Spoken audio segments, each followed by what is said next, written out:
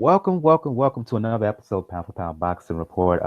Special episode 172. I'm your host, Michael. 2 weeks ago, uh, I talked about trying to get this Ladies Love Boxing show going. Well, tonight is that night. Joining me this evening is a regular guest, Gail, sometimes guest Francis from Four Boxing News, as well as someone new to the show, Erica Fernandez of Black Sports Online, Curls and Sports on Twitter. What's going on, ladies? Hello. Hi, love to be here, and I love the fact we have the all-ladies show tonight. It is about time. Move aside, gentlemen. Yep. Had the first Ladies Love Boxing show in 2015 with Gail and Giandra from also from Black Sports Online and badculture.net. Had the show in 2016 with Tanya as well. And now round three of that Ladies Love Boxing series that I like to do here on the Pound for Pound Box Report.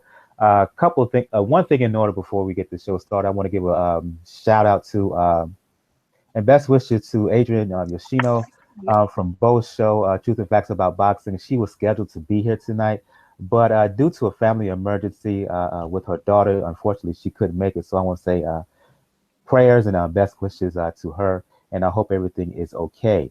For those who are new to Pound for Pound Box Report, Pound for Pound Box Report, as I say always to begin the show, podcast, blog, live YouTube show discussing all things boxing. Motto is, when boxing is good, we will talk about it. When boxing is bad, we will talk about it. Bottom line is, if it concerns the sweet science, if it concerns boxing, we will talk about it.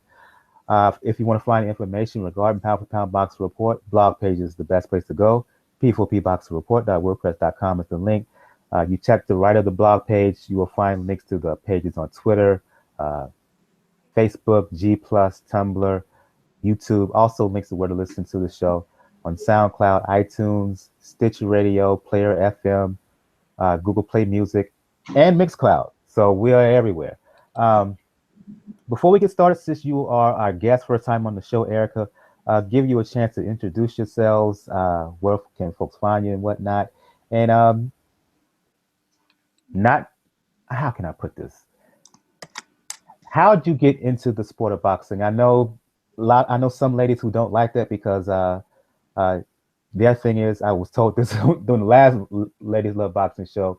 You don't ask any guys this, and I personally understand that, but still, your love of boxing. How long have you been covering the sport? Well, I've been covering the sport for about 2 years now. And my first fight was Amir Khan and Chris Algieri. And my boss, that was the one that was in Barclays Center back in May of 2015. And my boss said to me, you know what, this is a good sport for you to get into. I've seen boxing growing up, but it was really, really huge in my house. But my parents kind of got off of it because their favorites were no longer boxing. So I kind of let go of the sport for a while. But since I've been covering it, I've been so much more into it than ever. Like, I finally learned how to score a fight, which is a big, big plus for me. Learning all the techniques was huge. I had no clue what southpaw was. I didn't know what orthodox was. So I literally had to learn this from scratch, and practice makes perfect. So once you see it, you're recognizing a lot of these movements more. So I really enjoy covering boxing. And when it wasn't in New York for about a year, I was literally miserable because it's like your body was missing the aspect of going to a boxing match, and you're just like, wow, when is it going to come back? When is it going to come back? And thankfully everything worked out, but it was great to see the sport come back to New York. Indeed. Let's get things going. Look, I've been loath to talk about this Mayweather-McGregor bout because, quite frankly, I see the BS for what it is. I didn't necessarily want the fight, not enthusiastic about the fight, and honestly, I think there are better, more entertaining fights out there that spark my interest. But news broke yesterday that this fight is indeed going to happen, August 26th, I believe, at T-Mobile in Vegas, Showtime pay-per-view. I'll go to you, Francis, and then you can follow up Gail and Erica. Your thoughts on this? Are you like, Are you disgusted as I am? Just your view. Yeah. I actually have the same reaction as you do. I'm not really very excited about the fight. I think casual fans are really excited about the fight, but more hardcore boxing fans aren't really excited about it because I think more hardcore fans see that it's going to have a predictable outcome and that Mayweather is going to walk away with either the decision or the knockout loss. And on top of that, McGregor, he doesn't have any boxing experience, and MMA and boxing are two totally different sports. I mean, down to the weight of the gloves, the number of rounds, there are so many differences that in some ways it is a compelling fight because it's not like McGregor hasn't ever thrown a punch in his life. He's obviously got great striking ability. But the bigger issue is that they're two totally different sports. So I don't think there are a lot of fans that are going to be hardcore fans that are going to be very excited about it. But I think it will, and it has generated a lot of attention. So I think that also, too, another thing I wanted to touch on is that the trash talking is going to be great. That part of it is going to be great up until the fight night. But in terms of the fight, I think people are going to be a little bit disappointed or severely disappointed. But that's my opinion. Gail and then Erica, your thoughts, please. I will give, first of all, regardless of my personal feelings about the fight, which don't differ so far from anyone who's spoken, tremendous amount of credit to the wily Conor McGregor for sucking money Mayweather, the complete money whore, into this fight. You know, Floyd didn't have to do it. There was absolutely no reason for Floyd to do it other than the fact he's going to make a huge payday. So is McGregor. And fact is, Floyd hasn't enjoyed the same kind of spotlight the last couple of years now that he's been retired. And I think for guys like Floyd, that is very, very difficult to be out of that limelight. Now, the truth is, still, wherever he goes, every time he shows up to a fight, every time he's ringside with one of his, young guys in his stable, every time he shows up at a Heat game or wherever he is, he gets loads of attention. But it's not the same as being the star of your own show. And he misses it, plain and simple. I get it. I get why they did it. And due credit to McGregor and Dana White for engineering it.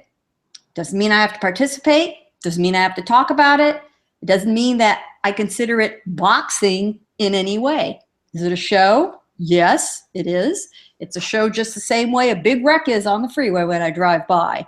It's spectacle and everyone looks over and that's it. And this is going to be a complete crazy making piece of wild entertainment. If there's a serious boxing fan in the house, I'd be shocked, but there's plenty of other people to buy the seats. And I don't intend to enable any of them. I'll go to you, Erica. Not only talk the fight itself, the fact that it's happening, but kind of the back and forth between Dana White, Oscar De La Hoya, and the criticism, if you will, from White about the sport of boxing that's kind of coincided with the announcement of this fight, and how it seems that no matter what, this is a win-win for MMA and UFC, and kind of a really potential lose-lose, even if Mayweather wins. So just talk about that dynamic. For sure. To be 100% honest, when this was first announced, it kind of reminded me of the XFL, because you're combining two ridiculous things. I mean, you're combining two things and making it a huge, ridiculous one. So I completely agree with what Gail is saying. This is just going to be a pure spectacle. And it's kind of downplaying the sport, especially when it works so hard to get back up here. Because it was a while where boxing fans didn't exist. We didn't know any, a household name, for example, like Claressa Shields. Only real boxing fans knew her name. But nowadays it's like she's fighting. So I feel like it's just kind of not really giving credit to the sport as hard as it works. So going back to your point with Dana White, it reminds me, he's just in it for the money. If he's going to make a payday, he's going to make a payday. And by all means, we're all trying to get paid at the end of the day. But at least keep some integrity to it. And I think that part is what's missing. Here's the thing. I see this happening. I see the aspect of Dana White being involved, we have to have some self-criticism here, from a boxing perspective, because I still have not forgotten and have not forgiven how Ring Magazine put Ronda Rousey on the cover and tried to make her essentially try to put a boxing angle into what she was doing over, say, a Claressa Shields, over all the women boxers who are doing their thing. I mean, we're going to talk about Cecilia Breakhus and her win in a little bit, but you're going to put her, Rousey, over a Breakhus, put her on the cover first? That makes no sense to me. I don't get it. I don't like it one bit. As far as what you were saying, you're absolutely right. This is a money grab for all parties involved. I get it. Make your money, but that doesn't mean I have to like it. And Yeah. I hear, I believe it was Dana talking about, and some other mainstream guys who've been talking about this, mainstream sports guys talking about, well, the best fight or not fighting the best. Oh, you hadn't had any big significant bouts out there recently. I can understand about the frustration of the best fighting the best and the time it usually takes for these big fights to happen. But excuse me, having these folks, their complaints are very centrist, very American, very narrow-minded and Americanized. And when I say that is, these folks must not have forgot or just don't realize that Joshua and Klitschko fought a little over a month ago in front of 90,000 fans. Biggest heavyweight fight we've seen in over a decade. Looks like it's just dismissed totally. Followed by what we could easily say, if we look over the last 12-month period, literally dozens of fights in the UK, in Asia, and a handful here who have drawn tens of thousands of people. So you're absolutely right. If you're talking about that narrow range of audience, male MMA audience, who, you know, the same people, let me go ahead and stereotype, who also like NASCAR and all that stuff. Okay, fine. Was there a fight for them? Maybe not. But that's not boxing's fault, and that is not anybody else's fault. It is their ignorance and their inability to go out and find those great fights. They are there. They are there. They're simply not spoon-fed to them with the sugar of all the window dressing and nonsense around them. You know, some people are like toddlers and they need all the other little bells and whistles and distractions and all that stuff. In short, their analysis is very uninformed and borderline ignorant, Francis. Oh, it's not borderline. It's completely ignorant.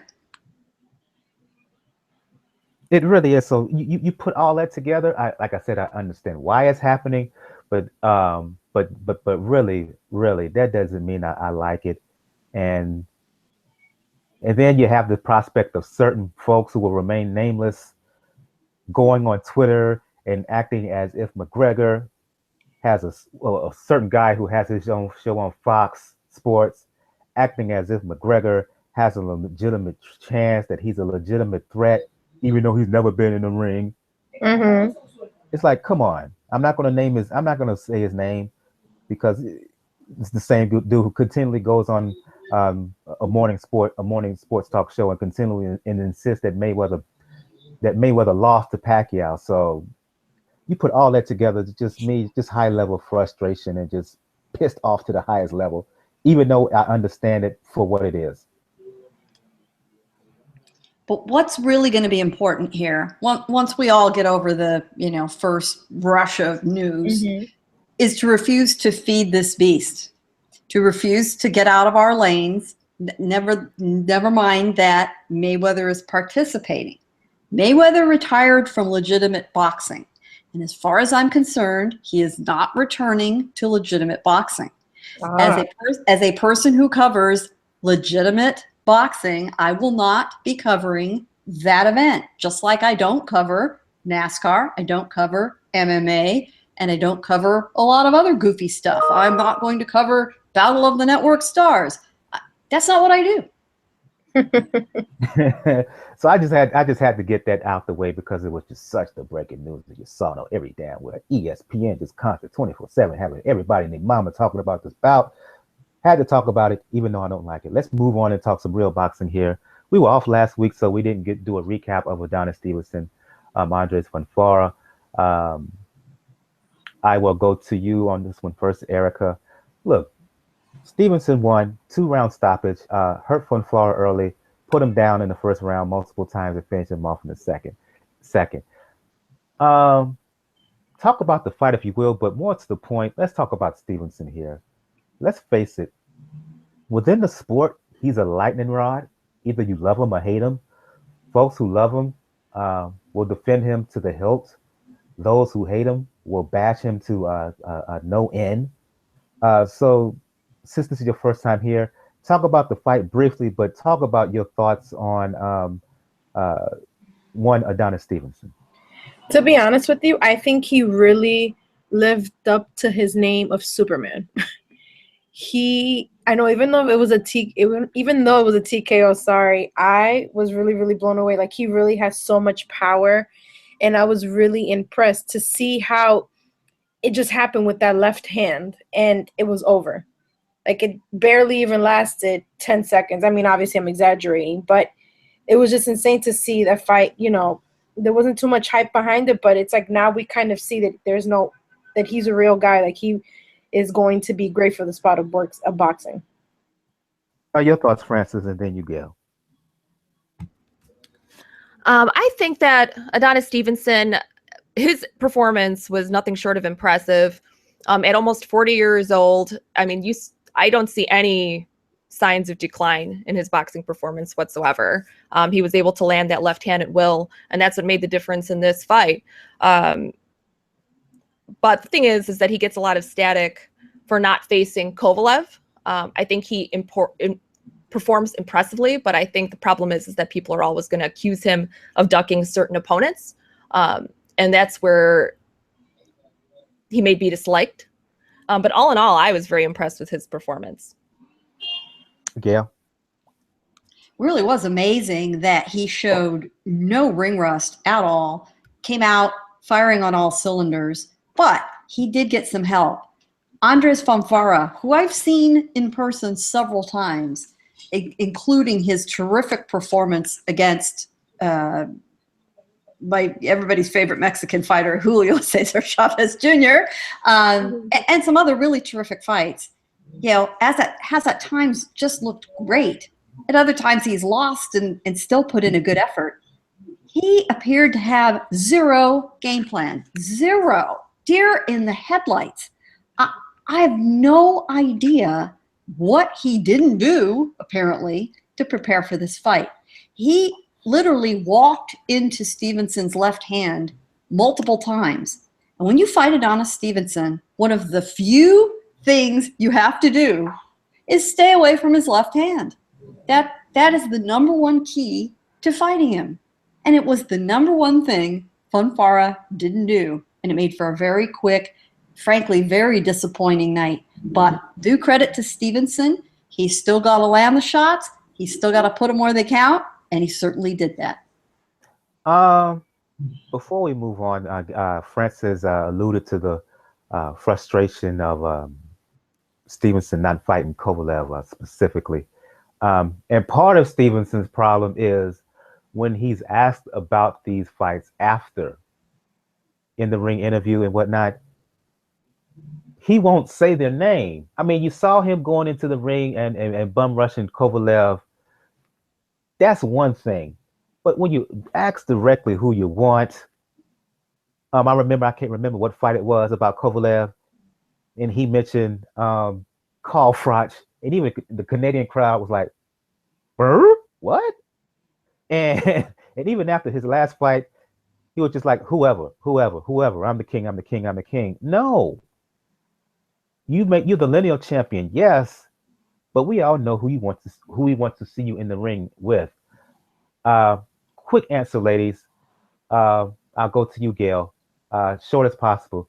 Do you think we will ever see Kovalev? I mean, look, we know that it was kind of both parties' fault that Kovalev Stevenson didn't happen. But my question is, started with you, Gail.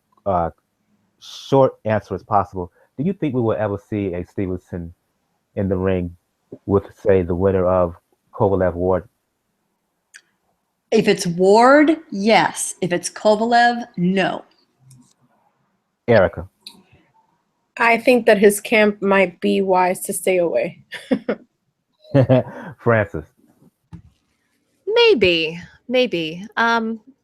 It's crossed my mind that maybe the reason why Stevenson hasn't faced Kovalev maybe has something to do with Von Michel.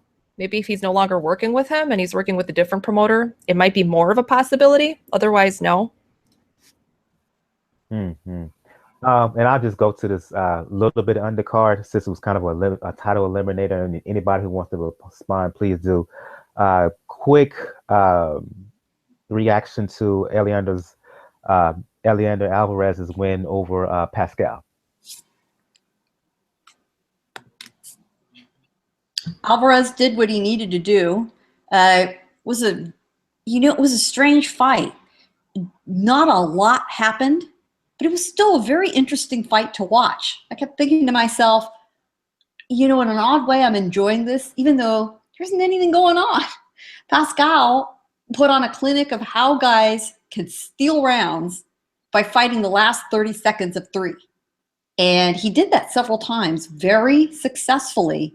And, Pascal has tremendous fan base in Montreal and in Quebec. They love him. He's great in the community. He does, he's a straight ahead guy. He never, ever, ever ducks a fight. Due credit to him.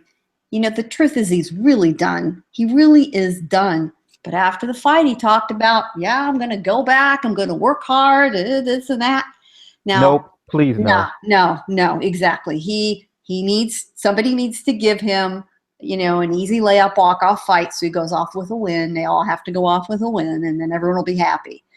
Alvarez then becomes the mandatory for Stevenson, so I do think we'll see that before the end of the year, depending on what happens this weekend and what decisions are made by those individuals. Who knows what we'll see in early 2018. But let's remember, the clock is ticking on Stevenson, and I don't care how good he looked at 40. He's still 40, and not everyone is Bernard Hopkins. So, right.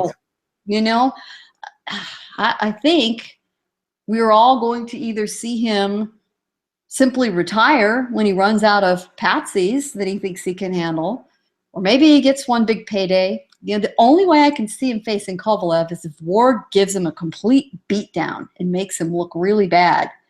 And the truth is, I think the only possibility that exists from this fight is him fighting Ward. But if I'm Andre Ward and I have a very successful outing Saturday, I would be extremely tempted to retire. Seriously. We'll see what happens. Shout out to, that's interesting. Shout out to everybody in the chat room. Isha, the casual boxing fan, the enforcer, both from Truth and Facts, Daniel from the Inscriber, Sean. Lively discussion going on here, both about Stevenson as well as about Alvarez. A lot of discussion, interesting comments. Some I will not say here because I want to try to keep this as PG as possible. Let's move on. Cecilia Breakhus, universally recognized as the top woman fighter in the sport, pound for pound, fought also during our time off. She fought in her home country. Fought Erica Farias, won by unanimous decision, kind of a big bout in women's boxing. I'll just open the floor here, talk about not only Breakhus' win, her standing in women's boxing, and kind of a little brief discussion here in terms of the state of women's boxing. And anybody can chime in, please. Any of you other two ladies see the fight just before I start chattering? And maybe not. So I'll get started. Breakhus I'm is. so sorry, Gail. I noticed my thing was on mute, but I said yes, I did. Sorry. Yes, I did see it, but I saw the highlights on Twitter. But please go. Great. Well, we'll all weigh in then. Breakhus, first of all, for those who aren't real familiar with her, is from Norway, Colombian-born from Norway. And don't worry, Eric, because that's just Gail's dog barking. Yeah, and I'm going to mute to get my dog Dolly, who loves Cecilia, to be quiet. If you can speak first. Breakhus win, Erica. I think she's just phenomenal in every way. She's 31 and I'm just like, she's just going to continue scaling. And I just wish that the sport of women's boxing had better marketing. And it's similar to WNBA. They're trying to figure out how to bring more fans in. But how do you bring more fans in when they don't even give us the chance to see these fights? Half the time they're not even televised. The only people that get to see them are those who pay the tickets and media that shows up early. So I think it just goes down to who is working in promotions, who's not really 100% doing their job. So I feel like there should be a good little brainstorm session and really figure out how to bring more fans in, because the true to life boxing fans love women's boxing. But if we got this chance to kind of display it a little bit more, then it would bring more to the sport. Follow-up question before I move on to Gail. With the fact that Showtime gave a main event, are giving main events to Claressa Shields and the attention that she's getting, do you think that with Claressa Shields there's a chance you will see more women's boxing, or do you think it's using her as a one-off, focusing on her and really not paying any attention to other women, particularly women who are really doing their thing, world champions, etc.? I think that it's a huge stage, and it's something definitely to take an opportunity out of. So, like at the end of the day, like athletes have a stage that none of us really have at times. So if she wants to chime in post-win, obviously God willing she wins, she could definitely chime in on that, because that's what that stage is for. But I think it's absolutely great that they're giving that opportunity, but it also comes down to who is buying tickets. Like, do people favor men's sports over women's sports? It's unfortunate, but it's true. But it just comes down to, are we not marketing women's sports enough? Mm-hmm. Your thoughts, Gail? Breakhus currently is the only completely unified champion in boxing. Well, at the women's welterweight level, which is the same poundage as for the men, 147. She has all 5 titles, all legitimate 5 titles, not Cracker Jack box titles. Very impressive. She's fun to watch. She's a powerhouse. She's super charismatic. She's got it all. She has, unfortunately, been languishing in Europe, where we haven't had exposure to her in the United States. And she's just had the barest exposure in Mexico and Latin America, where women regularly are the main event on cards. And there are some superb women in Mexican boxing. And there is no reason that we shouldn't be seeing more of them. And we are slowly starting to see more of them in Southern California. They're being put on undercards. K2 Promotions has been putting them on undercards at the Forum. Lou DiBella, to his credit, has always been very supportive of women's boxing and has put some of the ladies on the undercards. But there's going to have to be a few things happen. Number one, the promoters are going to have to put them on the undercards and at least make them the swing fight. Show them to the television audience. That's going to be the long-term crucial item. But second, the commissions and the sanctioning bodies need to go to 3-minute rounds. They should not restrict the women to 2-minute rounds. And there's no reason they have to. That's a long-standing practice. But in professional boxing, it's not necessary. And the women, for the women to be taken seriously, they have got to fight 3-minute rounds. The Nevada State Athletic Commission permits 3-minute rounds. The New Jersey commission permits 3-minute rounds. So a lot of men will look at those fights and see someone as amazingly talented as Breakhus, but blow it off and say, well, all she fought was 10 2-minute rounds. Come on, really? The women are absolutely capable. It is not the athletes asking for this. It is the old-fashioned thinking of the old men who run the commissions, who are still, a lot of them, having a very hard time getting used to seeing women hit each other. But we have the opportunity with some of the big names that have gotten attention. What we shouldn't do, as talented as raw a talent as Claressa Shields is, it's dangerous to put all your eggs in one basket with anyone in boxing, because things happen. We have to remember, and a lot of this goes back to our discussion in the first part of the show with this big announcement and the idea that there isn't any big boxing going on. Sure there is. If anybody's ever seen Katie Taylor fight from Ireland, they'll be a convert to women's boxing. And if you watch some of these flyweight and minimum weight Mexican girls go at it, throwing body shots the equivalent of Golovkin, you would be impressed. Trust me. But it takes exposure, and it takes some of us being evangelists for it, and it'll happen. Look at women's tennis. It took a long time, but the women are absolutely the equal draw of the men. They get the same money, and it will happen. We just have to keep pushing. Comments here in the chat. I'll just read off a couple, kind of combine a couple of here. One was from Isha, talking about if there's any really exciting fighters. I think you kind of answered that, Gail. But another one here from Sean is, and I like your response to this, is that a problem is that you don't, in short, he's saying that there's not a real threat of the exciting KO. You don't see that as much in women's boxing as you do in men's. Your thoughts on that?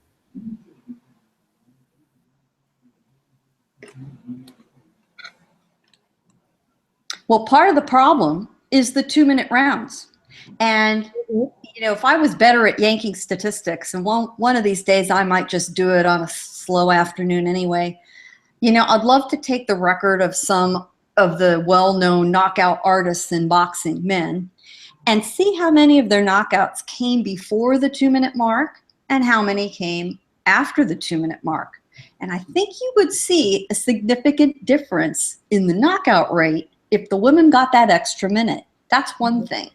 I think a lot of women earlier in their careers have not been trained to go for knockouts. I do think as the younger fighters, more aggressive, more male-like women come up, they'll be willing to do that. But I do think some of the trainers train them for more tactical fights, thinking that maybe the audience doesn't want to see two women, wailing on each other. Me, when I can see a woman drop someone with a liver shot, which you can see if you watch women's boxing in Mexico, it's impressive. It's really impressive. I like it with men, and I like it with the women too.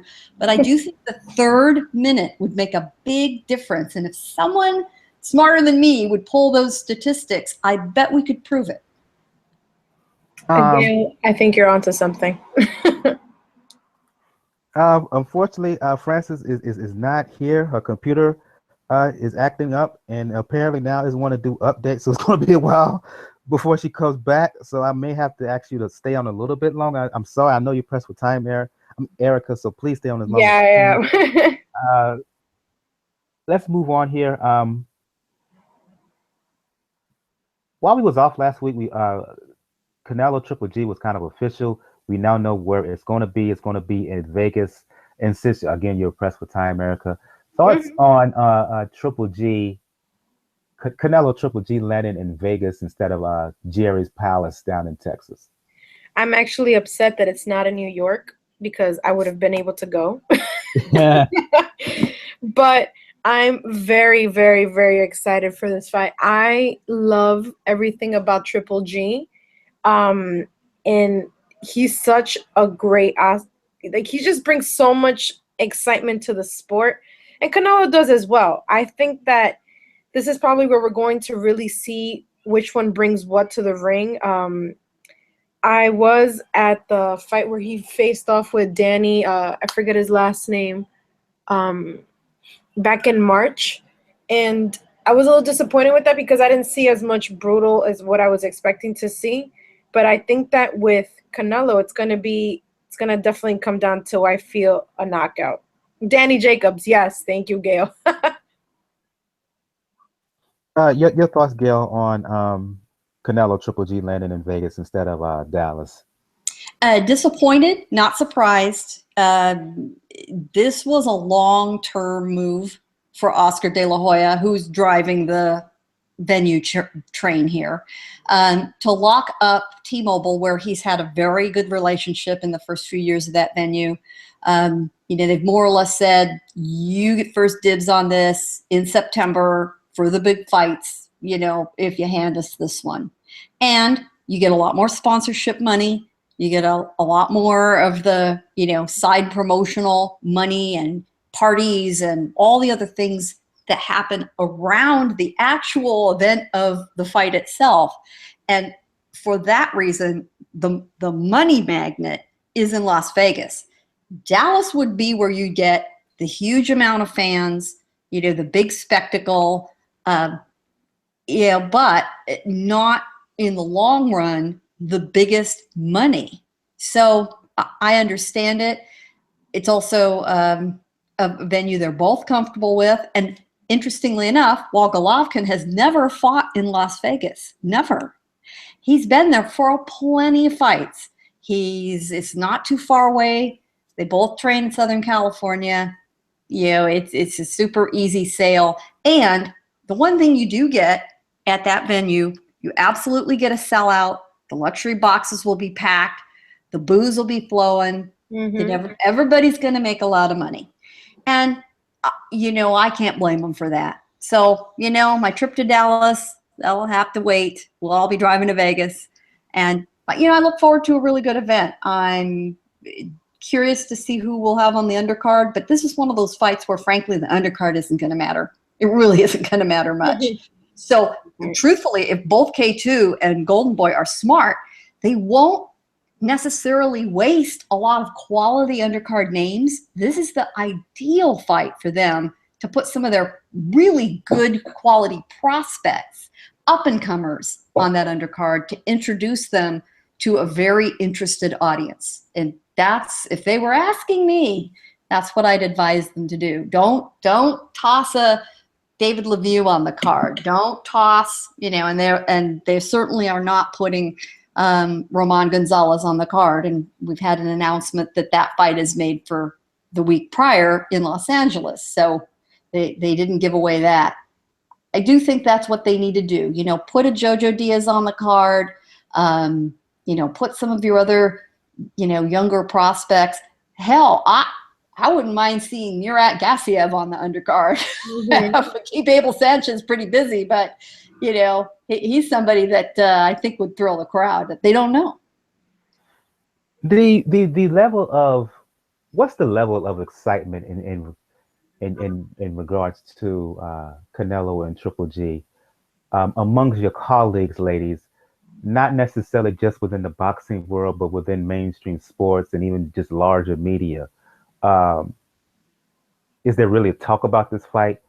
Excitement level, ladies, please. I think there completely isn't a good excitement level to this. If anything, I don't want to go ahead and compare Mayweather's spectacle with Conor McGregor, but I feel like this is going to be more. It's going to actually be boxing instead of a show. We're going to see, like, these two boxers are so humble. You could see that they stay out of the limelight, and then meanwhile, Conor and Mayweather are so meant for one another. That's why this is so much more different. And I think amongst colleagues, I haven't heard anything negative, anything like, oh, finally, we knew this was coming. No one hasn't said that really. If anything, it's like, finally, this is finally in the books. The promoters put their brains together and got this through and put it on paper. Gail, your thoughts? Partly there's a sense of excitement. There's also a great sense of relief. Thank God this didn't get dragged out any further. If you witnessed the reaction with the announcement post the Canelo Chavez Jr. fight, you know, there was some legitimate excitement when they walked into the ring together. Their first media conferences are next week. They'll be in New York and they'll be in Los Angeles. I think once you get past those two appearances, which are both being staged for the public, they're going to be at Avalon Hollywood in Los Angeles on Thursday night, the 22nd, a week from tonight at 8 p.m. So those are staged not to accommodate the boxing media, but to accommodate the fans. And that's where we'll really be able to take the temperature of this thing, both their reception in New York and their reception in Los Angeles. I think that you'll see some genuine fan excitement. And the truth is it's going to be interesting to see how the August 26th event that we've been talking about leads into this event in September.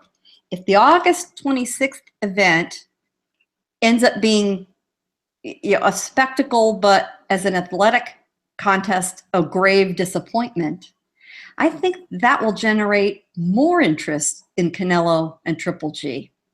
We'll see. This brief little topic here that's kind of been on my mind, and discussion it's the word great. It's the word greatness. I mean, I talked about how Stevenson is a lightning rod in the sport, and I've heard folks who defend Stevenson refer to him as a great fighter. I've heard people talk about Triple G, calling him, his fans, his fanboys in particular, often use the word great in describing him and how he would compare to the all-time middleweights. Floyd often, when talking about himself, uses the word great, blah, blah, blah. And I see Francis is back. Hello. Sorry about that. Yeah. To me, as I said, I think great/greatness is one of the most overused and misused words in the sport. So I want to kind of get a definition from you ladies. To you, what defines great? What defines greatness in the sport? And amongst the current crop of fighters going today, who would you put in that category of being quote unquote great? Since you're back now, Francis, I will start with you. Greatness to me, I think, is a bunch of different things. I think it's fighting the best. I don't think it's all about records. I don't think an undefeated record defines greatness. But I think fighting the best, in addition to sportsmanship, you know, having good sportsmanship, is a big part of greatness. So when people say, "Oh, well, this person's undefeated," that really doesn't mean anything to me, because if I look at the list of their opponents, and I look at their style of fighting, and I'm not really impressed or compelled by that, I don't define that fighter is great. If there are fighters out there, of the fighters out there, who would you put in that category, which I think should be kind of narrowly framed and narrowly defined, because there's only a finite opponents out there who I consider in that category? I'd say Canelo, Triple G, Floyd, Manny Pacquiao. Those are the four that come off the top of my head. I'll go to you, Erica, before you head off. How do you define great, and are there any fighters out there currently that you will put in the greatness category? I think that the few fighters out there, Danny Jacobs has really grown on me. Sean Porter, another one. I grew up watching him, so I have no choice, but it's Mike Tyson. Let me see who else. Definitely Oscar de la Hoya, just because of what he did, you know, also in his Hispanic communities as well. But that's probably what I define as great in my eyes. Your thoughts on this, Gil? Well, the risk of anybody misunderstanding what I'm about to say, for a lot of us, greatness is one of those, you know it when you see it. It's kind of like the Supreme Court said about pornography. I can't define it, but I know it when I see it. It's kind of the same thing. And there isn't a specific list, I think, of characteristics. Greatness is so embedded in the time as well. When you've got social forces, when you've got individual challenges, those factor in. So a fighter who had to fight, social barriers 3 decades ago, to me, that absolutely has to factor in. That's huge. There are differences today, and maybe it's poverty, maybe it's lack of access, and maybe it's overcoming a challenge none of us could imagine. You mentioned Daniel Jacobs.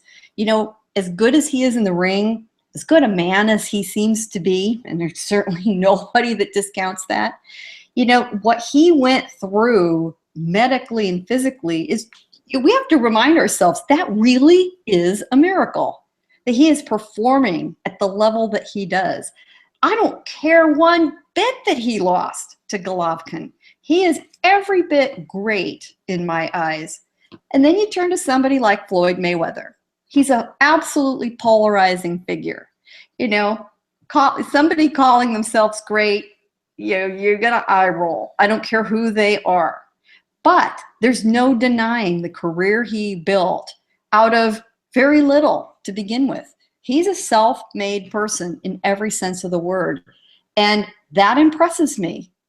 I'm impressed when somebody takes command of the few opportunities they've been given and absolutely builds them with their skill, with their wiles, with their business sense, with whatever it takes. I don't necessarily think somebody slugging it out in the ring, just pounding away, winning the majority of the fights, going in that straight line necessarily defines great. I think for me, it's a combination of who you are, your ability, resume in terms of who you have defeated, who you have fought. I understand what you're saying about Jacobs, but my only pushback is with him overcoming cancer. That was a great feat that he's overcome in terms of his life, but I would still question whether he's a great fighter because to me the resume is just not there. In terms of the current crop, I only see one real fighter who can go into that greatness category, and that's Andre Ward, because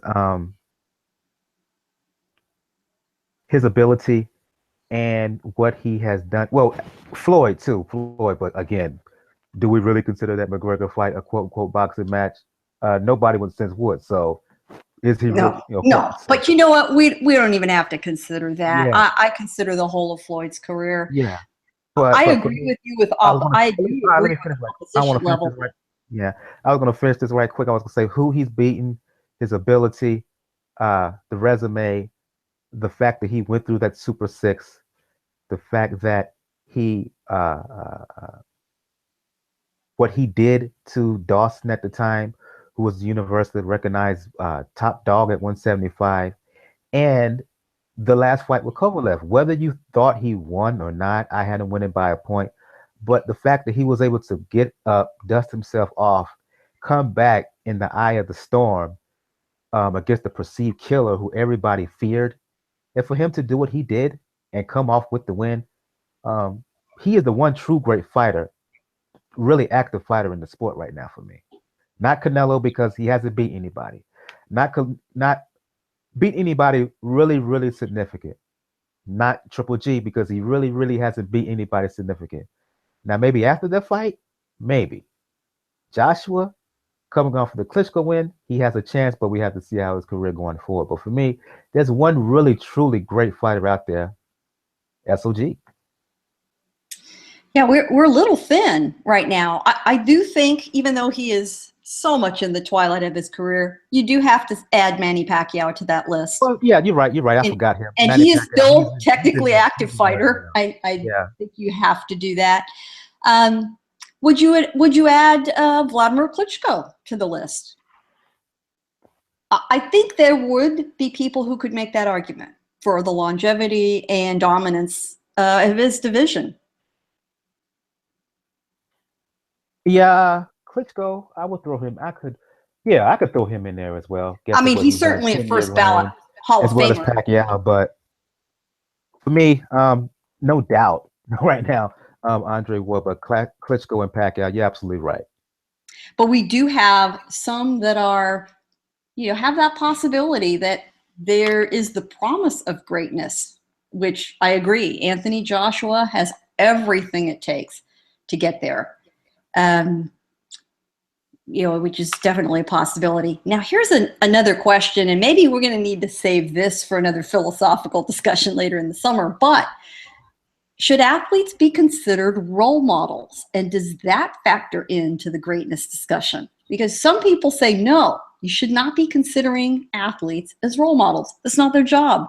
But the truth is, whether we like it or not, people do look to them as role models. And many of them who are tremendous performers in their sport, not the best role models for personal behavior. So how do you divide that up? Your answer that your thoughts on that question, Francis? That's a hard question to answer.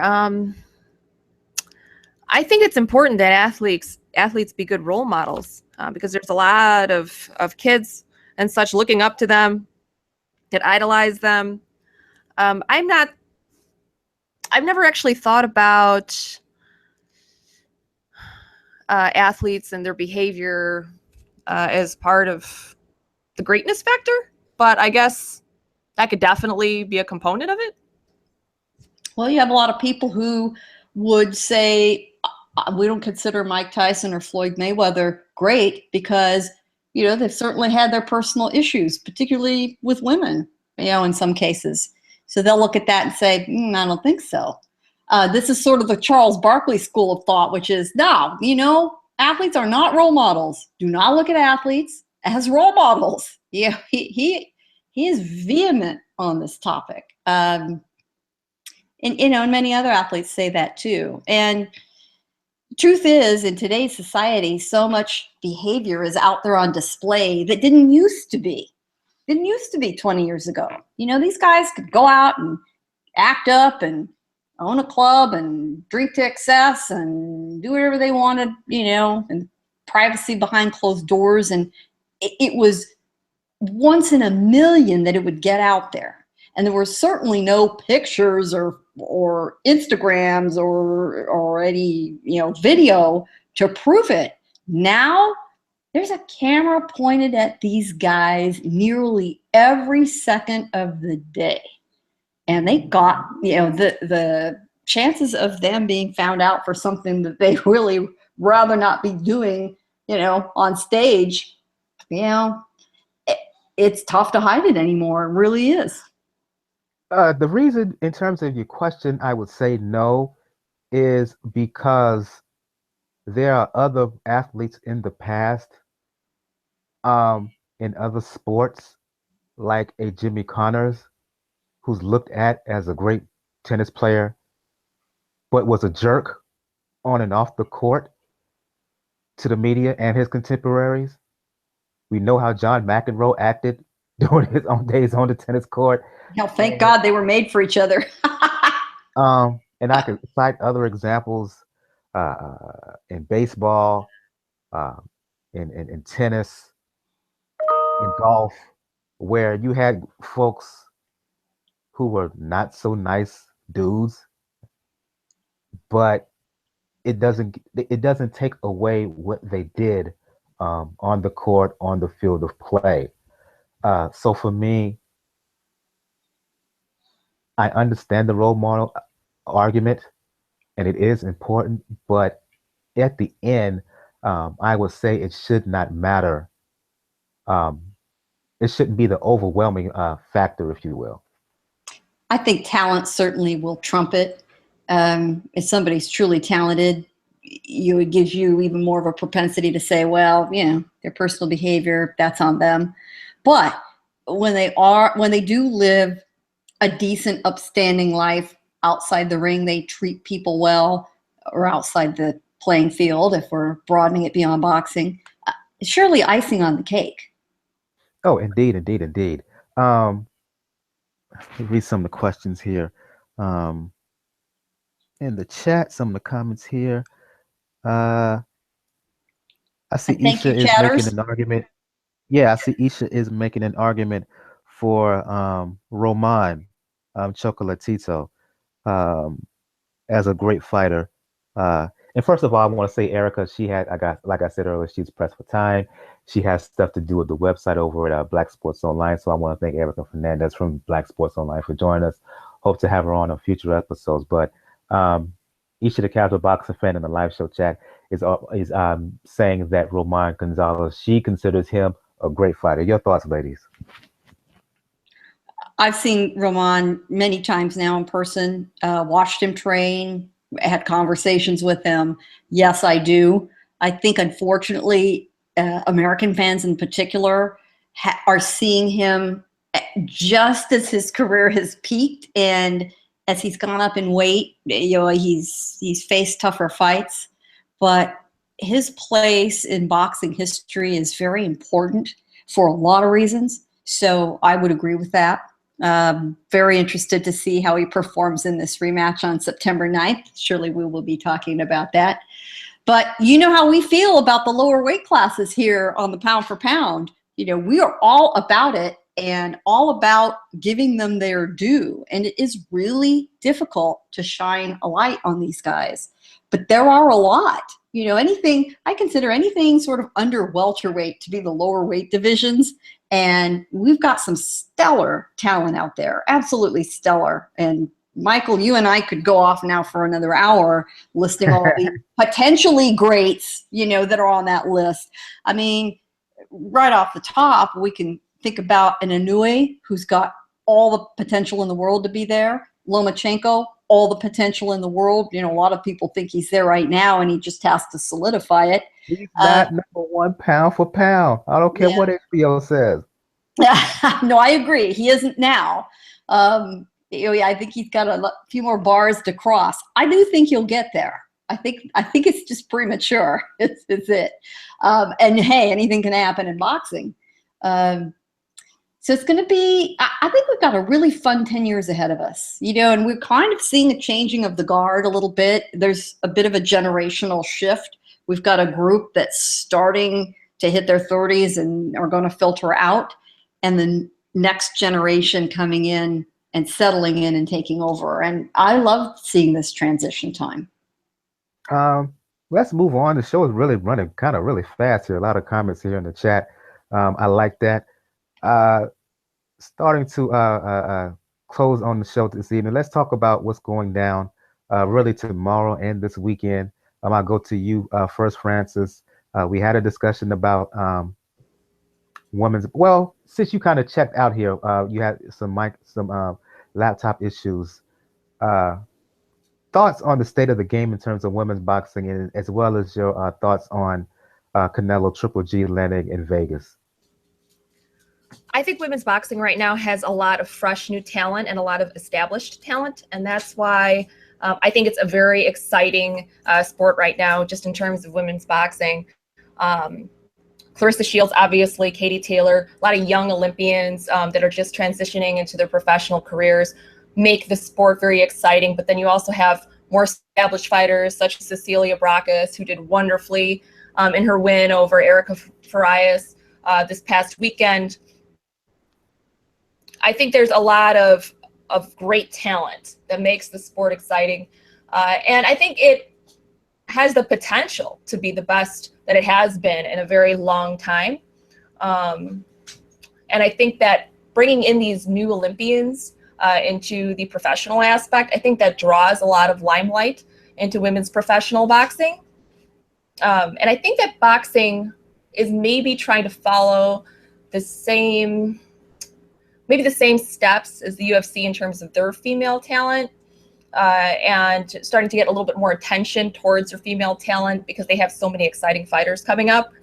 So for me, I think women's boxing is great right now, and I can't wait.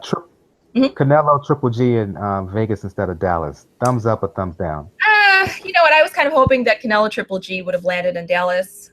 I actually watched Pacquiao Claudy in Dallas, and I was very impressed with the stadium. Holds a ton of people, and on top of that, the tickets were very affordable.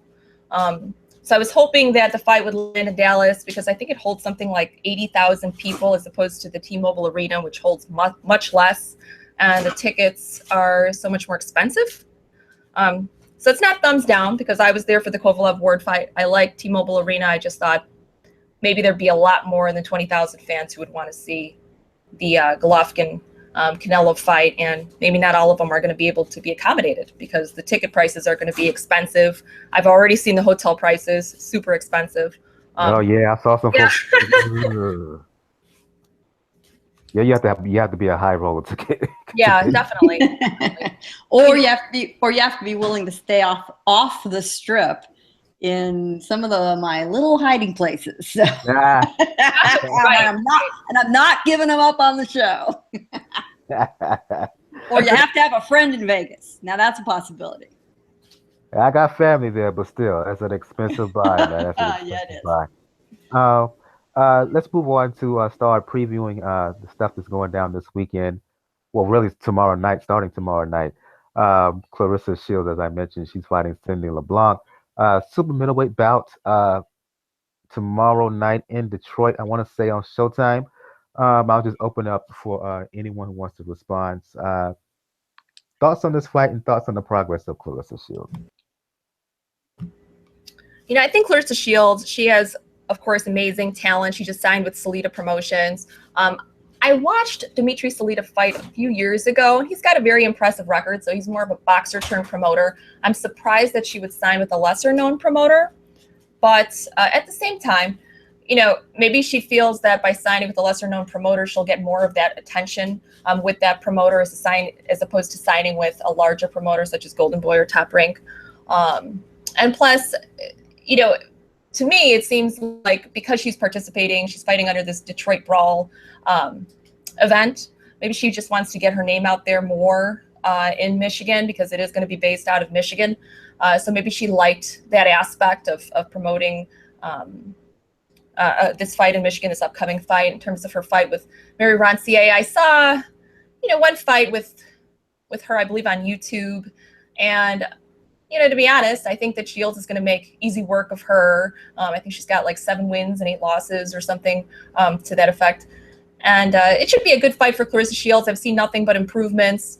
Some of the things on social media, I don't really like. Some of the things that she says kind of rub me the wrong way. And, you know, I think it's now the appropriate time for her to actually sign with a promoter or have, you know, a publicist that can kind of guide her in terms of her responses on Twitter and on social media, which other people maybe find offensive. But all in all, I'm very pleased. I'm very pleased with her performances. I was happy to see her fight live at Kovalev Ward, and I look forward to seeing more of her fights. Your thoughts on Claressa Shields bout tomorrow against LeBlanc Gale, and then I got a question in the chat for both of you ladies. I think it's a good move for her to fight at home in a friendly venue. And she should make fairly easy work of Mery Rancier. You know, Mary's biggest claim to fame lately is that she went the distance with the current WBC super middleweight champion, Nikki Adler of Germany, who's very, very good and who's undefeated. So, you know, when your big claim to fame is, yeah, I went the distance with the champ, you know, kind of tells you where the placement is. But props to Claressa for developing the fight audience in Detroit. That has worked for a lot of hometown fighters. It's worked brilliantly for Terrence Crawford. It's worked for Deontay Wilder. It's a good model for Claressa. And, you know, to her credit, I think one of the most admirable things she has done is call attention to her community, to the problems in her community. She's a native of Flint, Michigan. She has used her fame to keep the spotlight on the problems in Flint. That is one thing, speaking of role models, that athletes and others can do, is lend their name where it's needed. So good for her. I agree with you, Francis. I think Claressa signed with Thalita because she wants to be the big fish. She'd rather be the big fish in the little pond versus, oh, Claressa. Yeah. You know, when we're done talking to Andre Ward, or when we're done talking to, you know, whoever else our other stars are, we'll get around to you. When she, you know, she's been in the Olympic committee machine for many, many years, where I certainly hope she was treated extremely well. And she had a lot of support. She's got the handlers. She's got the experts. You know, once you leave that universe, you're kind of dangling out there on your own. And yep, without some steady hands to help her, she's made some mistakes. She made some really unfortunate comments, you know, after the whole Darrell, you know, debacle with his uncle, with Leon Lawson. And, you know, those are people she knows personally. That was, you know, that was very upsetting. It was a very upsetting situation for her, seeing people she knew involved. But you can't defend bad behavior. I don't care if they're, you know, close to you or not. So someone needs to steer her back on the right track. She's got all the promise in the world, but lots of promising people don't manage to execute. So somebody to take care of a lot of the details and keep her focused and keep her eyes on the prize is exactly what she needs. And I think this Detroit Brawl appearance is a super good idea for her. Question here in the chat while we were discussing greatness and whatnot. A question from Bo. Do you think that either Terrence Crawford or Terrence Crawford and Errol Spence have the potential to be great fighters? Now, I will say I forgot about Bud Crawford.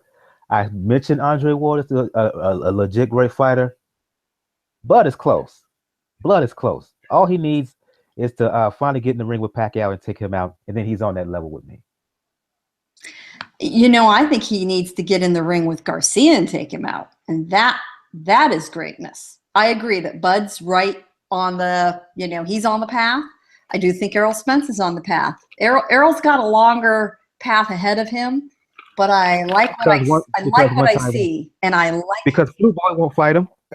Because Well, you know, and that is a lot of the problem with some of these guys is they don't have the right dance partners. It's frustrating, you know, because that's the era we live in of, you know, I don't want to risk my record. You know, we need to stop worrying about the record. Some of the guys who've sold the most tickets, who have the most fans, no one gives a shit about whether there's an O behind their name or not. They don't care. So they want to see them get it on. They want to see them test themselves.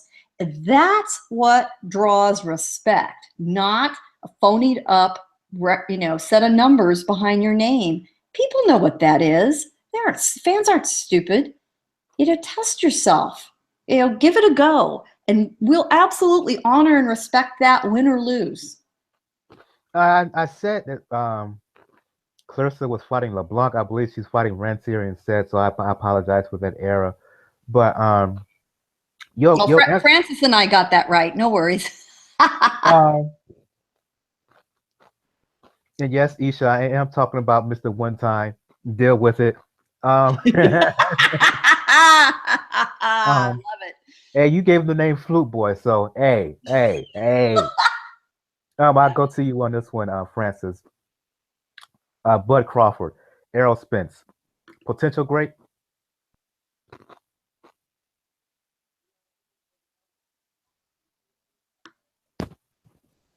Are you there, Francis?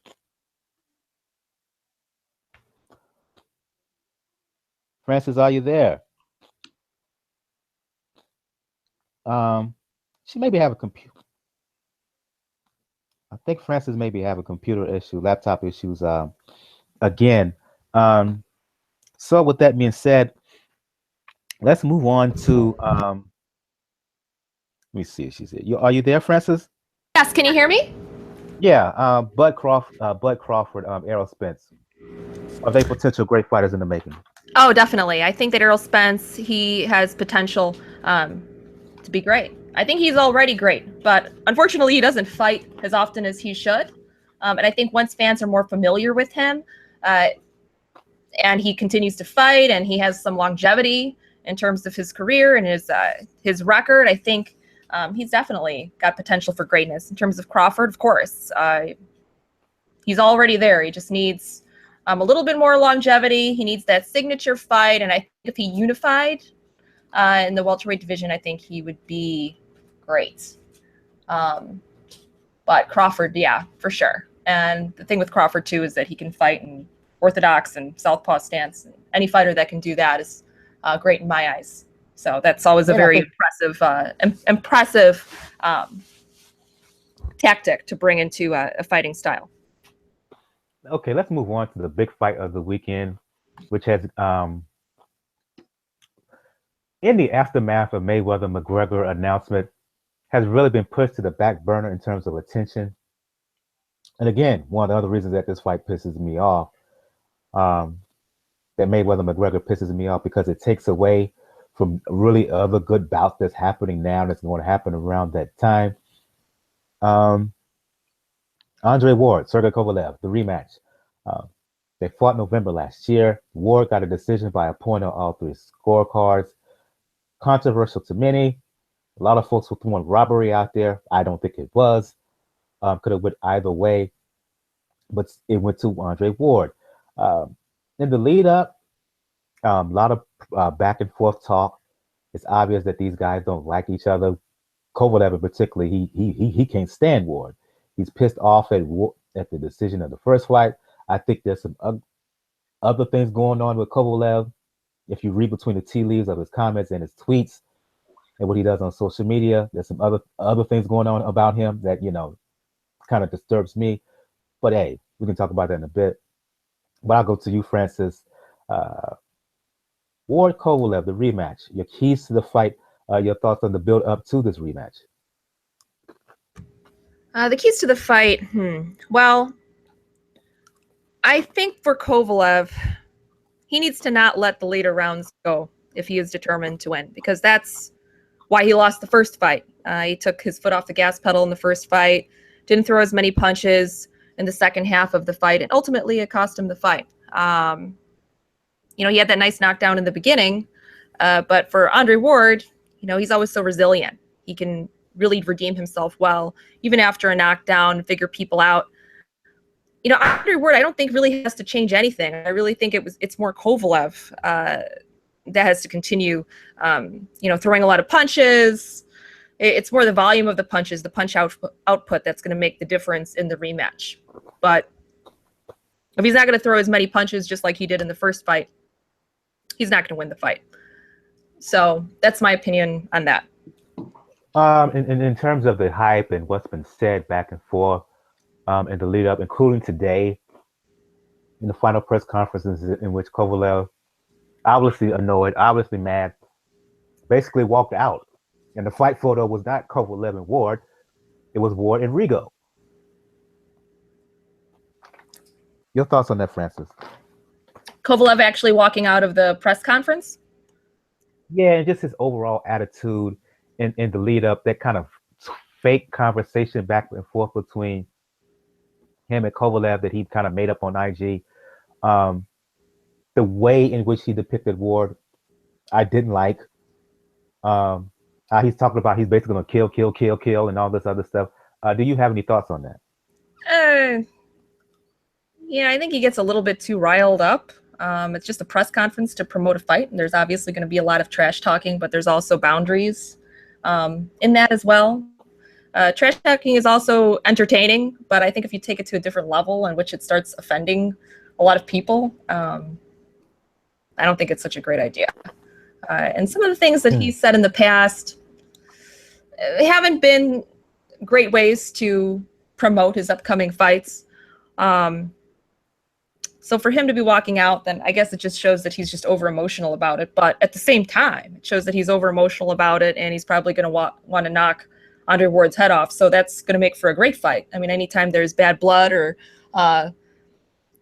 hatred between two opponents, it always makes for a great fight, and always makes it all the while more intriguing.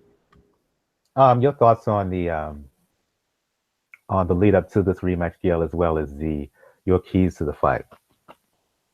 Well, it's no secret to anybody that the fighters don't like each other, but the promoters don't much like each other either. There's a very icy politeness to get the job done between Kathy Duva of Main Events, who has been Kovalev's promoter from the day he hit the United States, and Rock Nation, represented by, in large part, Michael Yormark.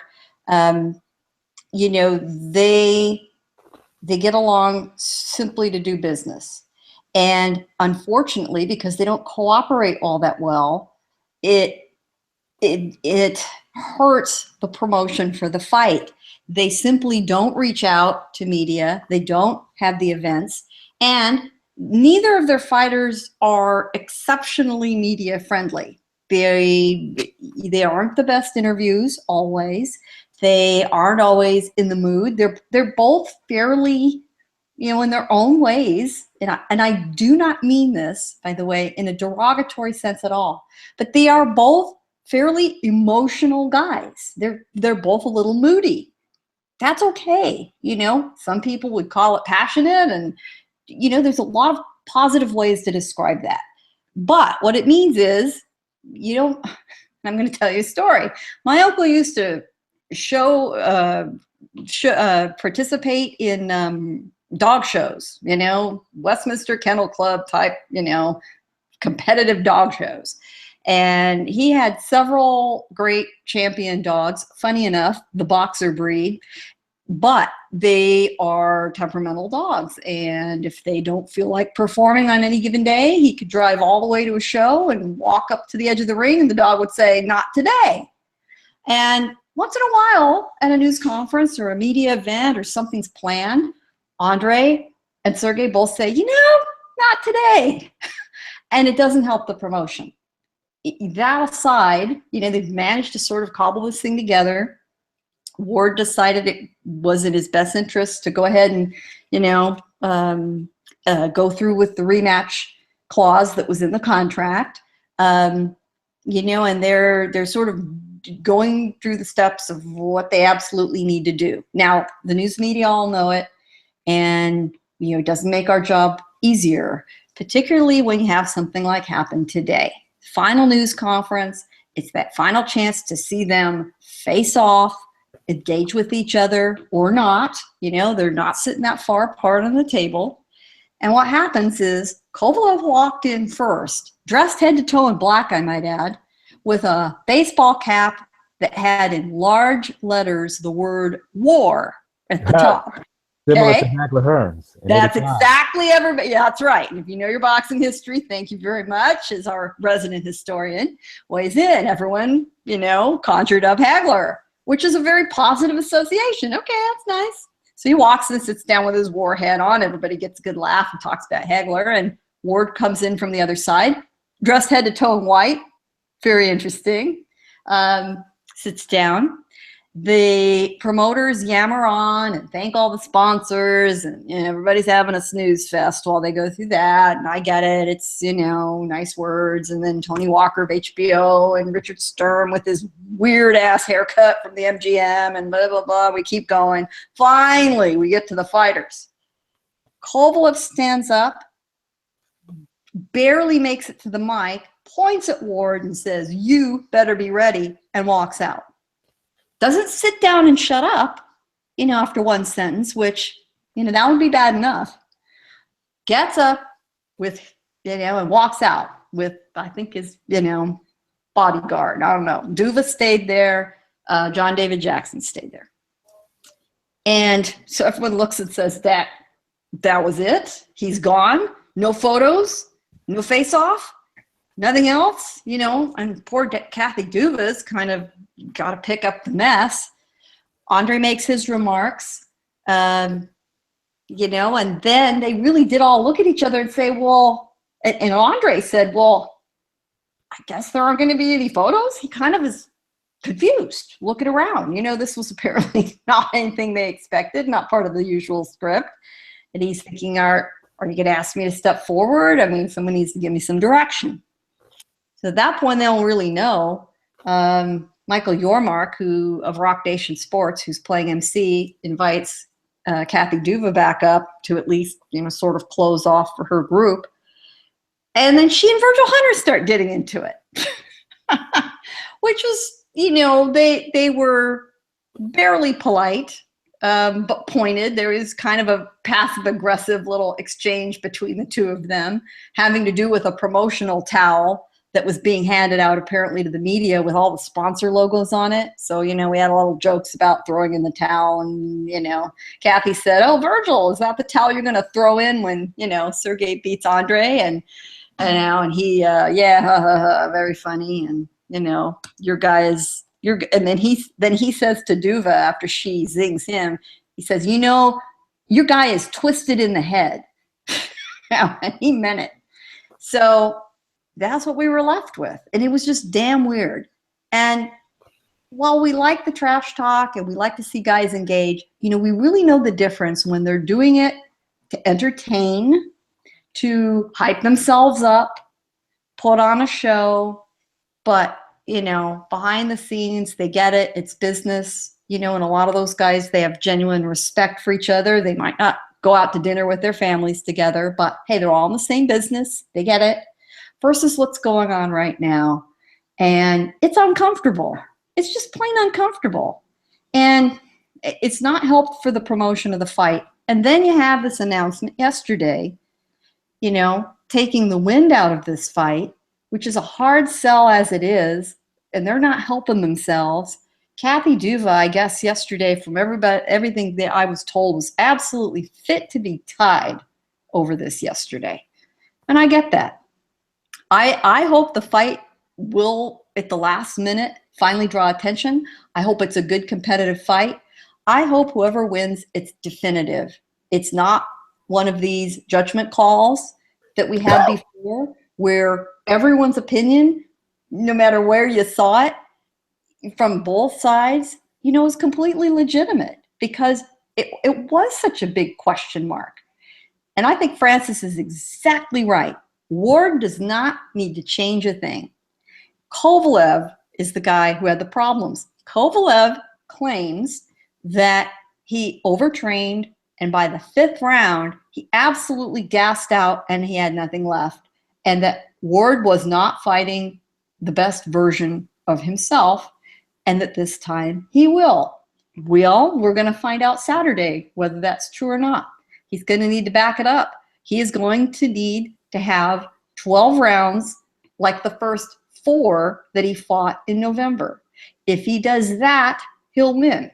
If he doesn't, it'll go down the same way it did before. Will people start to reconnect with this fight in the aftermath of Mayweather-McGregor announcement? No, they won't. It sucked a lot of the air out the room, unfortunately.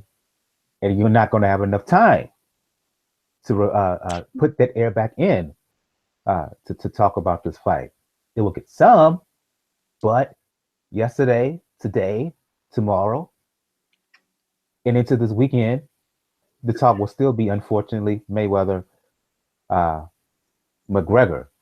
So, and I think the hardcore among us are paying attention. They've got us. Yeah. It is a significant fight. You don't have to like either of these guys to understand that it's a significant fight. But you had that issue yesterday. Plus, we can't isolate this from the rest of what's going on to draw your attention away in the entertainment universe. For a lot of people, it's the first weekend after school has ended. For a lot of folks around the country, it's technically not the first weekend of summer, but the weather is nice, people are off school, it might as well be the first weekend of summer. And there's a lot of distractions out there, positive distractions and other ways to spend your time and money.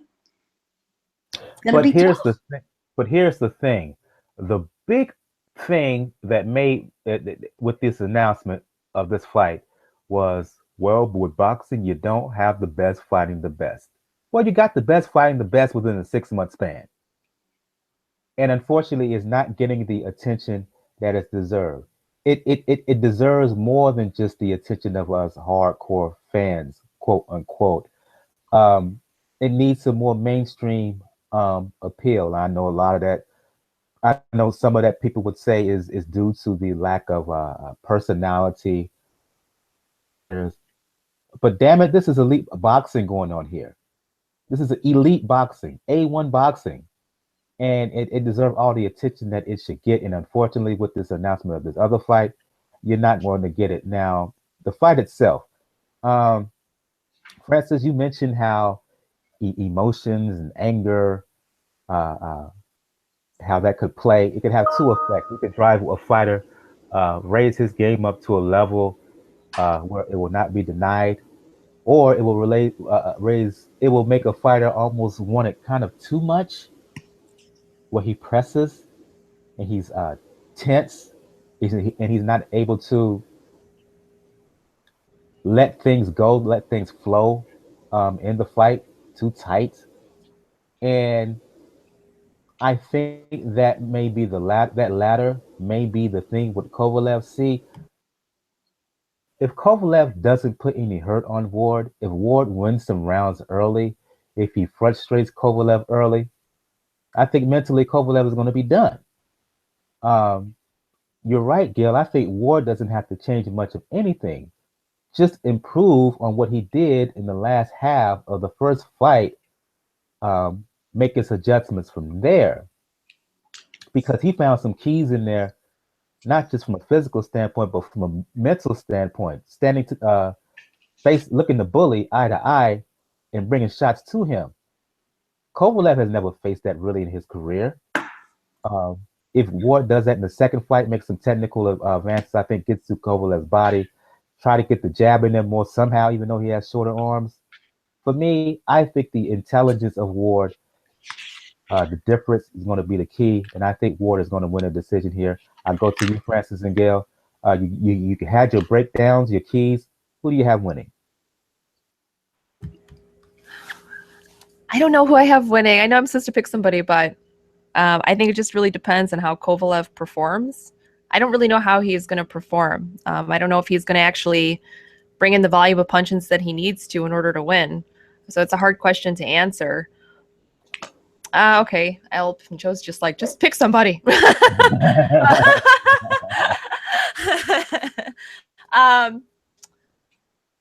Oh gosh. Yeah, I'll go with Word, probably by decision. Yeah. I was just going to say to Francis, be bold, be bold. I know. Yes, yes. Be bold, be bolder. And I think Ward will win a decision. What I hope and have a trouble predicting is whether it will be definitive enough to shut up the critics. That's what's really necessary for him.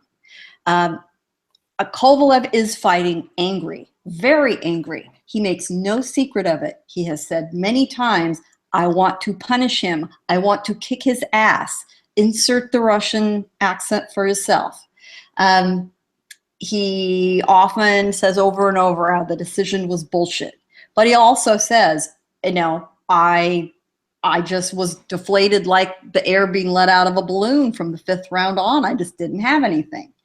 So if he's being honest about that and he can make it more competitive, what he needs to do is rein in that anger. And I think you're absolutely right about Kovalev needing to get some results early. If Ward's in control and Kovalev perceives the fight slipping away from him and he starts to get desperate, he'll start to take chances and it'll get messy for him because Ward will pounce if he makes any mistakes. Kovalev's the guy who has to fight the perfect fight to win. Ward doesn't have to fight his version of a perfect fight to win. He needs to continue to do what he does well. It's Kovalev who's got to fight perfect. And guys in that position are the ones that, to me, are the underdog. So I see it going for Ward. Now, part of me would like to see Kovalev win and see us get a trilogy out of it, but that's a little greedy. And I don't think it's going to happen. Let's move on. You were going to say something, Francis? No, I wasn't going to say anything. Okay, I'm sorry. I apologize. Look, No, it's okay. Last fight to talk about here before we end the show. Ward Kovalev, that's the main event. Let's face it, shit happening on the undercard except for one fight. Guillermo Rigondeaux fight Moises Flores, his mandatory. Look, Rigo, there's no denying his talent. He's also another guy that's a lightning rod, but in different ways than Adonis Stevenson. It's been a long time since he's been in the ring.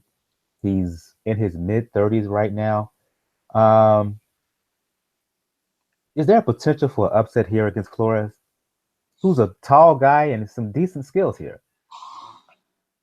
And anybody can respond.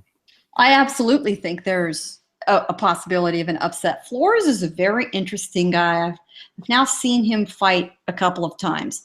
He's a fighter out of Mexico. He did most of his, well, he did his entire early career up through 2014 in Mexico. And I first saw him fighting at StubHub, where else? And he was buried on the undercard. And I have to admit, maybe my attention wasn't, fully on the fight when it started. I'm looking around and thinking, what the hell is going on in the crowd? They're all holding up these freaky looking dolls. There's some weird, what is that? And I finally asked somebody who knew him a little better. Well, Moises' nickname is Chucky.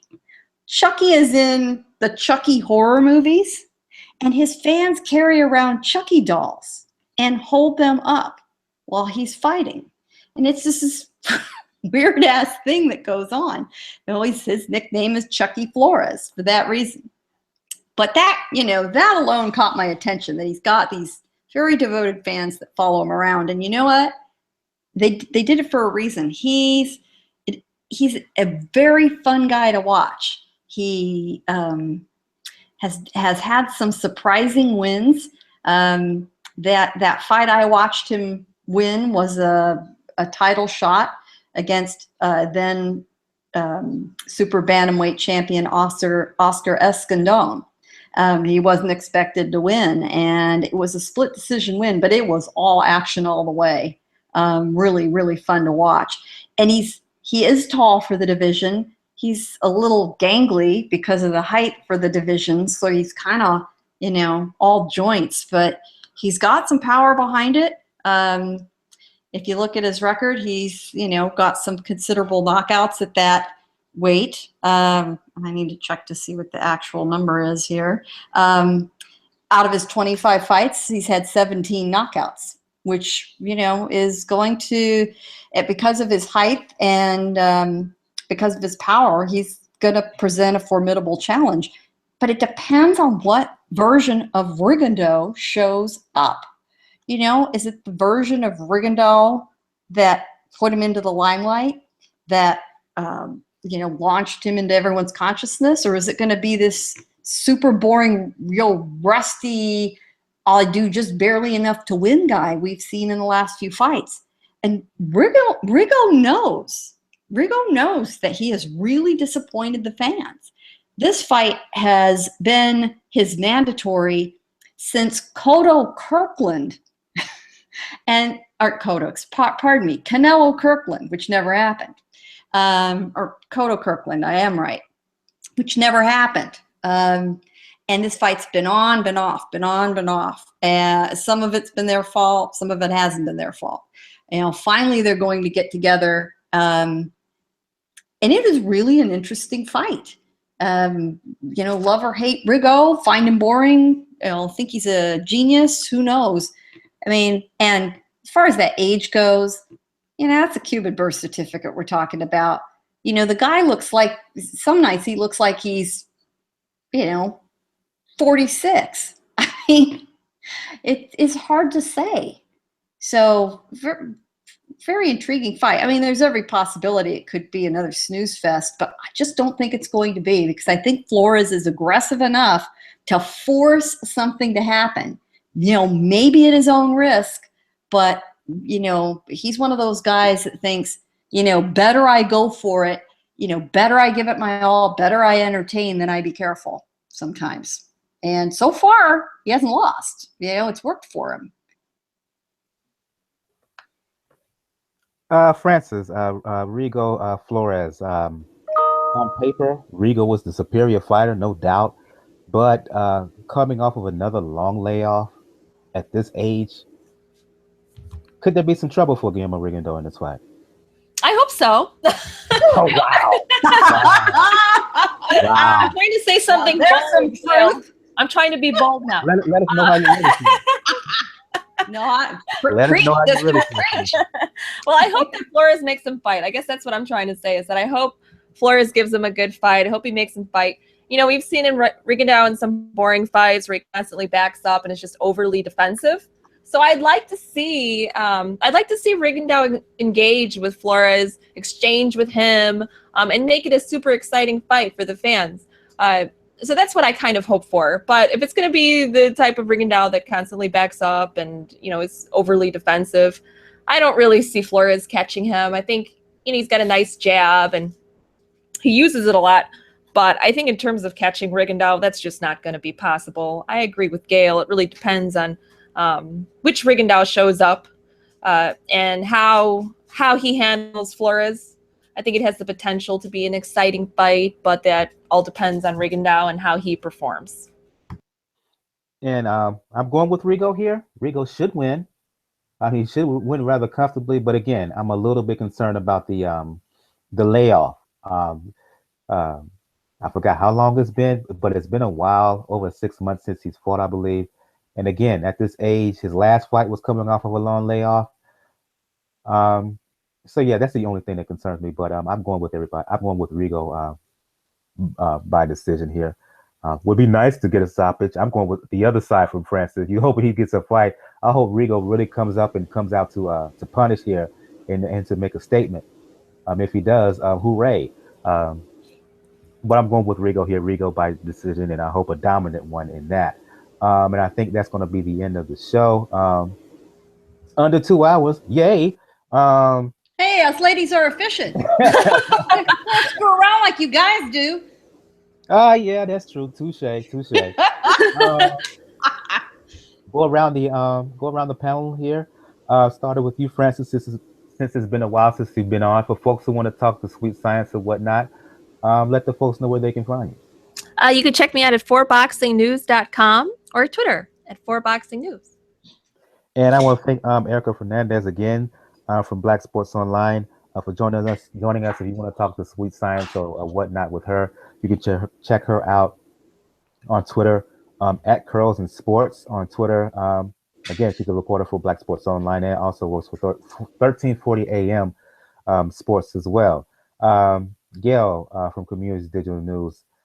For folks who want to talk to sweet science or Dancing with the Stars or environmental issues with you, let the folks know where they can hit you up. Oh, we got Game of Thrones here in about a month too. Man, God, Yeah. I'm just about ready to pass out. And we're gonna get a new season of Luther. Oh my God, I can't stand it. All right, let me get a hold of myself, everybody. You can find me in my column on Communities Digital News, which is COM, C-O-M-M, Digi, D-I-G-I News, comdiginews.com. I am on the Twitter, and I'm on the Pound for Pound Report. Come on. And thank you to everybody that was in the chat room. Much appreciated, and great questions, great input. We love it. Indeed. I want to give a shout out to everybody in the chat room. Sean, Bo from Truth and Plaques, the Enforcer, Isha, the Casual Boxing Fan, Daniel, Mike Money. Thanks everybody for joining us on the live show. Really appreciate it. Really appreciate the comments. Went back and forth. I love it. For folks who want to talk boxing with me, you know what it is. Talk boxing or music or fitness or whatever, you know what it is. Because I'm trying to get on this fitness grind here. I done slimmed down a lot, quite actually. Brother JR on Twitter at Brother JR76. As I said to begin the show, if you want to find out all things regarding Pound for Pound Boxing Report, blog page you want to go to P4P Boxing Report.wordpress.com. Again, if you check the right of the page, you will find links to the pages on Facebook, YouTube, Twitter, Tumblr, and as well as where to listen to us on iTunes, SoundCloud, Stitch Radio, Google Play Music, Player FM, as well as Mixcloud. Again, I want to give a special best wishes to Adrienne Yoshino. She's supposed to be on the show tonight. Unfortunately, she couldn't make it. She has a family emergency. Hope to have her on a future episode, as well as hopes to have Erica back on a future episode. So for Erica from Black Sports Online, from Francis of 4 Boxing News, from Gail from Communities Digital News, I am your host, Michael. This has been episode 172. Ladies love boxing, round 3. Been fun, been a pleasure. Thanks everybody for being on. Thanks for everybody for joining us in the chat. We will see you next time. Good evening. Good night. Thanks, everyone.